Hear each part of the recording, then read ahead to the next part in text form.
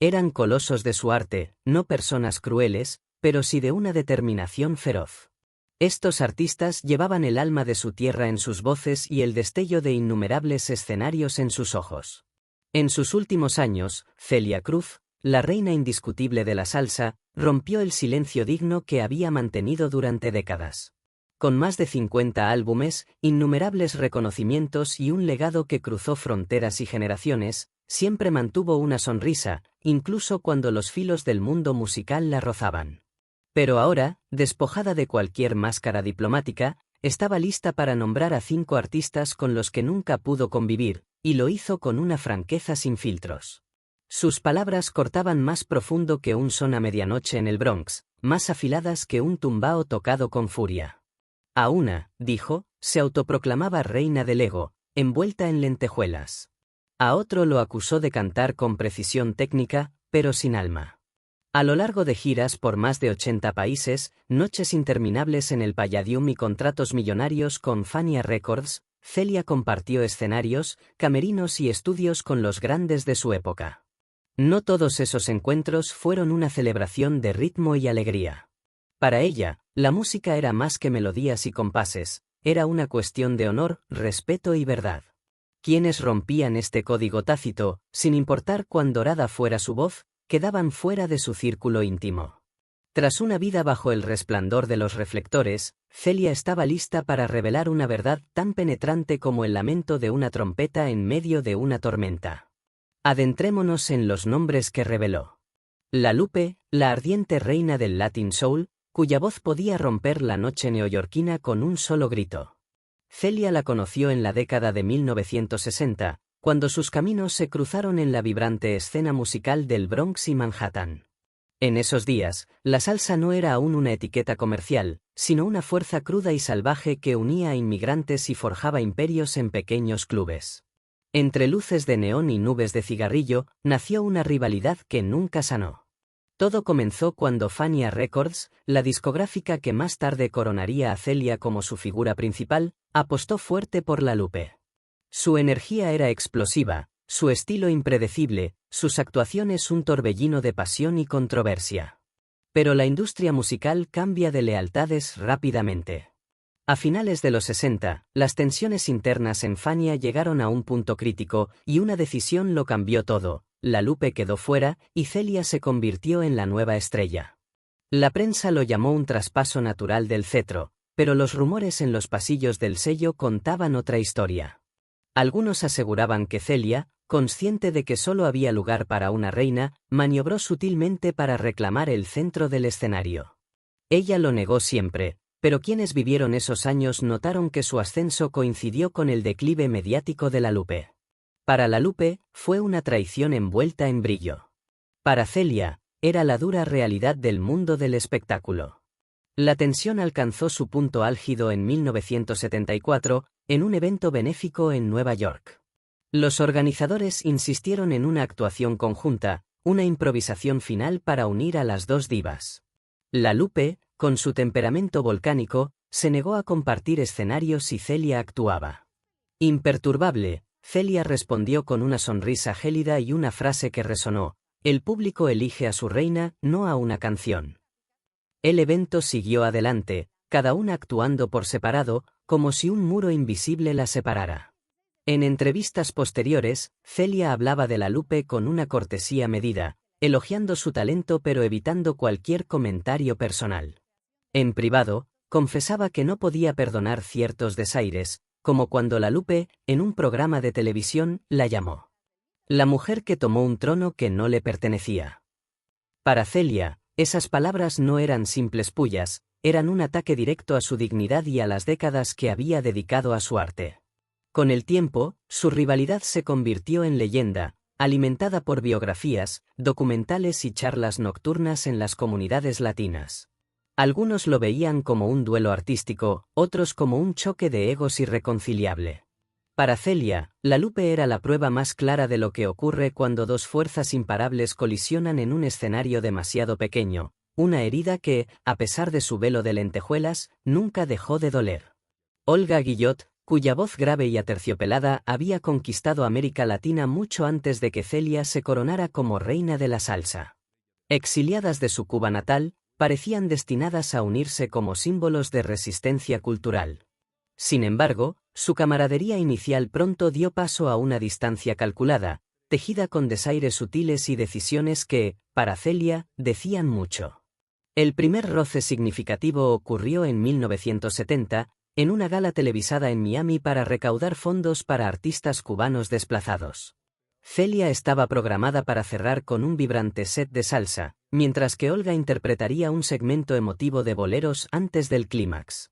Durante los ensayos, Olga pidió cambiar el orden, argumentando que tanto ritmo agotaría al público antes de su actuación emocional. Los organizadores accedieron, y aunque Celia se mantuvo cortés, sintió que su música había sido relegada a un mero aperitivo en lugar del plato principal.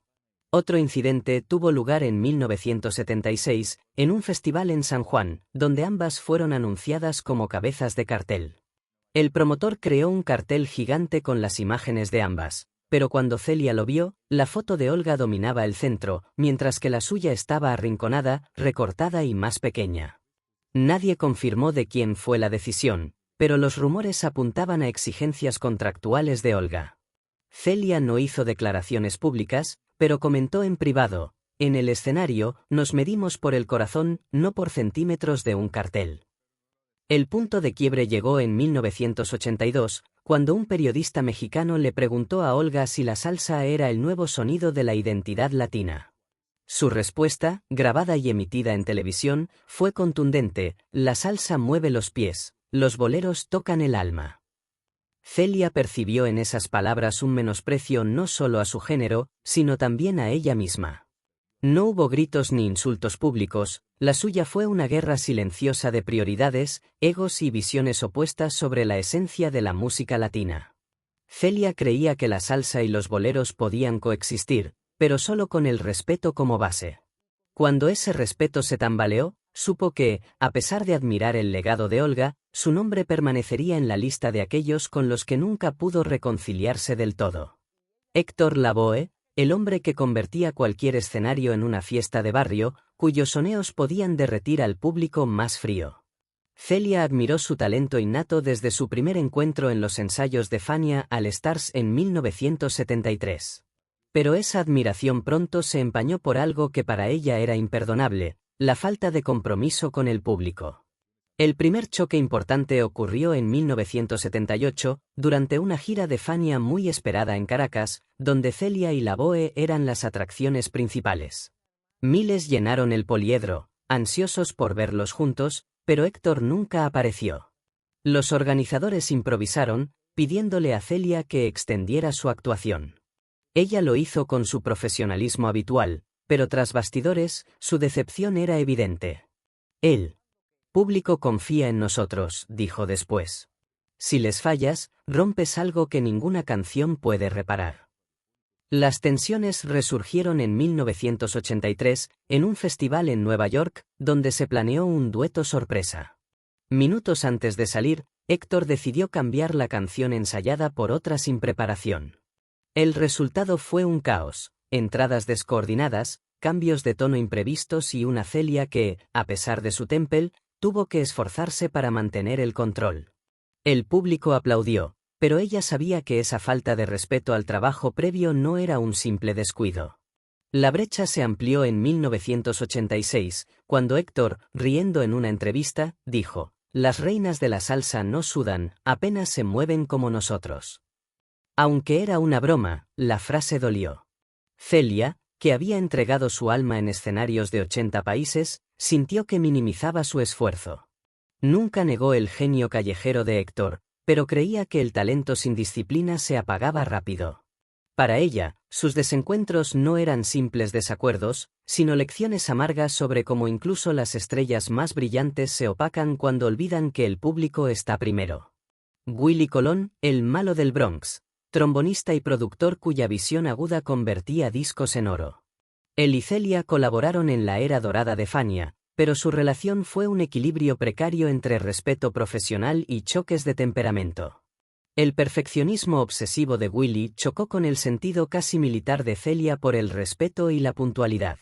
Su primer gran roce fue en 1981, cuando Willy produjo uno de los discos más ambiciosos de Celia para Fania. Él cambió la lista de canciones y alteró el arreglo de Cúcala, un tema que Celia consideraba intocable.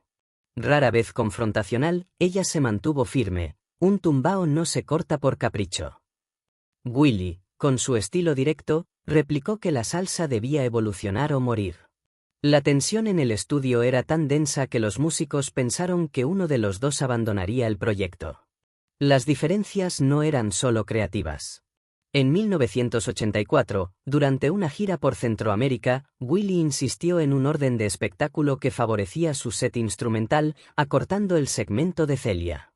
Ella aceptó por el bien del público, pero en privado lo marcó como una falta de consideración, diciendo: un caballero no necesita apagar la luz de una dama para brillar. El punto crítico llegó en 1990, en un evento de homenaje en Nueva York. En una entrevista en vivo, Willy insinuó que algunos íconos de la salsa vivían de su fama pasada. Aunque no la nombró, la alusión a Celia fue clara. Ella respondió días después en la radio: un músico verdadero no necesita derribar a otros para demostrar quién es. A pesar del respeto mutuo, Willy veía a Celia como intocable, y ella admiraba su inteligencia empresarial. Las heridas acumuladas dejaron cicatrices. Para Celia, que había luchado por su lugar en un género dominado por hombres, los desaires de Willy eran señales de una batalla aún no terminada. Él ocupó un lugar en su lista no por falta de talento, sino porque, en su experiencia, el genio y el ego rara vez convivían en paz. Johnny Pacheco, el fundador visionario de Fania Records, quien convirtió la salsa en una fuerza global y fue tanto aliado como sombra en la carrera de Celia. Su colaboración comenzó en 1973, cuando Pacheco la acogió en Fania, desencadenando giras internacionales y álbumes exitosos que la consolidaron como la reina de la salsa. Pero incluso las grandes alianzas tienen fisuras. En 1975, durante la producción de Celia and Johnny, los choques creativos marcaron las sesiones. El instinto comercial de Pacheco lo llevaba a priorizar temas para la radio, mientras que Celia defendía piezas ligadas a sus raíces afrocubanas. Su debate sobre Kimbara fue legendario: él veía un éxito radial, ella temía que eclipsara la profundidad del álbum. La canción se convirtió en un himno, pero la disputa dejó huellas. Surgieron rumores de favoritismos en Fania, con algunos artistas insinuando que Pacheco priorizaba sus propios proyectos, relegando a otros, incluida Celia, cuando le convenía. En 1982, un error logístico en una gira por Sudamérica hizo que Celia llegara tarde a un concierto en Lima, ya que su equipo fue desviado a un evento paralelo de Pacheco. Ella actuó con brillantez, pero sintió el desaire. El golpe más duro llegó en los 90, cuando Pacheco dijo en una entrevista: la salsa es un juego de hombres, aunque tengamos mujeres excepcionales. A pesar de sus intentos posteriores por matizar, Celia vio en esas palabras un recordatorio de las barreras invisibles que había enfrentado toda su vida. Su vínculo artístico dejó una marca imborrable en la música latina, pero Celia mantuvo una mezcla de gratitud y cautela hacia Pacheco. Admiraba su construcción de un imperio, pero no podía perdonar decisiones que, para ella, revelaban un ego indomable. En su lista final, él representaba la paradoja de un aliado que también podía ser adversario.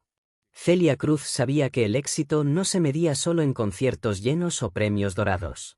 Su verdadero legado estaba en la integridad con la que recorrió su camino. Cada nombre en su lista: La Lupe, Olga Guillot, Héctor Lavoe, Willy Colón, Johnny Pacheco, reflejaba no solo choques personales, sino las grietas más profundas del mundo artístico, la lucha constante entre el ego y el respeto, la ambición y la lealtad.